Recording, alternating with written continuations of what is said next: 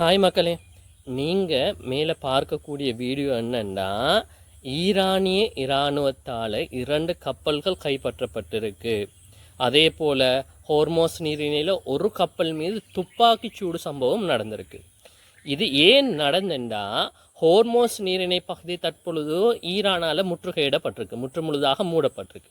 இந்த மூடப்பட்ட ஹோர்மோஸ் நீரிணையால் ஏதாவது ஒரு கப்பல் வெளியாகணும்டா அது ஈரான் அனுமதியுடன் தான் வெளியாகணும். தற்பொழுது பொருளாதார தடை விதிக்கப்பட்டிருக்கிற ஈரான் இதன் மூலம் பணங்களை வசூலித்து தன் நாட்டு பொருளாதார தடையை சற்று குறைக்கலாம் என்று எண்ணியபடியால் ஈரான் சொல்லுதோ, இந்த ஹோர்மோஸ் நீரிணை வழியாக எந்தவித கப்பல்களும் பயணமானா நீங்கள் கட்டாயம் வரி செலுத்தியாகணும். கிட்டத்தட்ட 1-2 மில்லியன் டாலர்கள் வரி செலுத்தினால்தான் நாங்கள் இதனூடாக உங்களை பாதுகாப்பாக கொண்டு போய் விடுவோம் என்ற எச்சரிக்கையை உலக நாடுகளுக்கு விதித்திருந்துச்சு. அந்த அடிப்படையில் 2 நாடுகள் தப்பித்து போக முயன்ற போதோ ஈரானும் அந்த 2 நாட்டு எண்ணெய் கப்பல்களையும் கைது செஞ்சுருக்கு. அந்த 2 நாடுகளும் எந்த நாடுண்டா, பனாமா குடியுடன் வந்த பனாமா கப்பல் மற்றும் லைபீரிய நாட்டு எண்ணெய் கப்பல்கள் 2ஐயும் தான் கைப்பற்றிருக்கு. இதில் இன்னொரு சுவாரஸ்யமான சம்பவம் என்னென்னா, யூபேரியா என்ற நாட்டு கப்பல் இந்த துப்பாக்கிச்சூடு சம்பவத்தில் இருந்து தப்பிச்சு அது தன் நாட்டை அடைஞ்சதாக தகவல்கள் வெளியாகி கொண்டிருக்கு. இதையும் ஈரானிய ஊடகங்கள் உறுதிப்படுத்திருக்கு. தற்பொழுதோ இந்த ஹோர்மோஸ் நீரினால் எந்த கப்பல் வெளியாகிறாலும் ஈரான் நாட்டில் அனுமதி கட்டாயம் தேவை என்ற ஒரு நிலை உருவாகிருக்கு.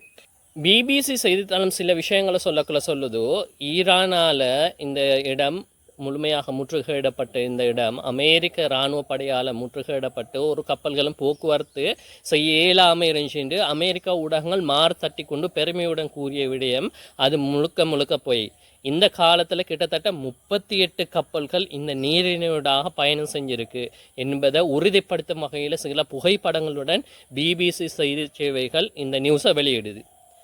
ஈரானுக்கு முதலாவது வெற்றி கிடைக்குது இன்றைய தினம், அதாவது 2026 4ஆம் மாதம் 23ஆம் தேதி ஹோர்மோஸ் நீரிணையில் முதலாவது கப்பல் ஈரான்கிட்ட ஒழுங்கான முறையில் சல்லி செலுத்தி கொண்டு, அதாவது பணத்தை கொடுத்து கொண்டு பாதுகாப்பான முறையில் ஹோர்மோஸ் நீரிணையில் இந்த வெளியாகிய சம்பவம் அந்த சல்லி யுவான் அல்லது டொலர்களில் மத்திய வங்கியில் இடப்பட்டிருக்கிறதாகவும் ஈரானிய தகவல்கள் ஊடகங்கள் மூலம் வெளியிடப்படுது. தற்பொழுது யுத்தம் ஒரு 2ஆம் நிலைக்கு மாறியிருக்கு. அமெரிக்கா இன்னும் 2 வார காலத்துக்கு இந்த சமாதானத்தை நீடிப்பதாக குறிப்பிட்டிருக்க நிலையில் ஹோர்மோஸ் நீரிணை முழுமையாக ஈரானால் கைப்பற்றப்பட்டிருக்கு. அதே போல் ஈரான் அந்த நாட்டு மக்கள்கிட்ட, அந்த நாட்டு எண்ணெய் கப்பல்கள்கிட்ட மில்லியன் டாலர் கணக்கில் சல்லி பெறப்பட்டு வருகிறது. ஆகையால் இனிமேல் அந்த எரிபொருட்களில் விலை 2 மடங்காக உயர்வதற்கான வாய்ப்புகள் அதிகமாக இருக்குது. இதனை ஐநாவும் அதே போல் அமெரிக்கா ஐரோப்பா நாடுகளும் எச்சரித்திருக்கு. இந்த விடயங்களை செய்ய வேண்டாம் என்று பொறுத்திருந்து தான் பார்க்க வேண்டும். இந்த யுத்தம் அடுத்த நிலைக்கு மாறுமா, பொருளாதார யுத்தமாக மாறுமா என்ற ஒரு நிலைப்பாட்டில் இருக்குது. அமெரிக்கா தற்பொழுதோ தவண்டு கொண்டிருக்கு. அடுத்தது என்ன செய்யலாம், அடுத்தது உலகுக்கு என்ன பொய் சொல்லலாம் என்ற நிலையில் தான் அமெரிக்க அதிபர் டொனால்ட் ட்ரம்ப் காத்து கொண்டு இருக்கிறாரு. பார்க்கலாம் என்ன நடக்க போகிறது என்று. இந்த வீடியோ பிடிச்சிருந்தா லைக் பண்ணுங்கள், ஷேர் பண்ணுங்கள், அதே போல் சப்ஸ்கிரைப் பண்ண மறக்காதீங்க. உங்களோட கொமெண்ட்டுகளையும் கட்டாயம் சொல்லுங்கள் இந்த வீடியோ எப்படி இருக்குன்னு.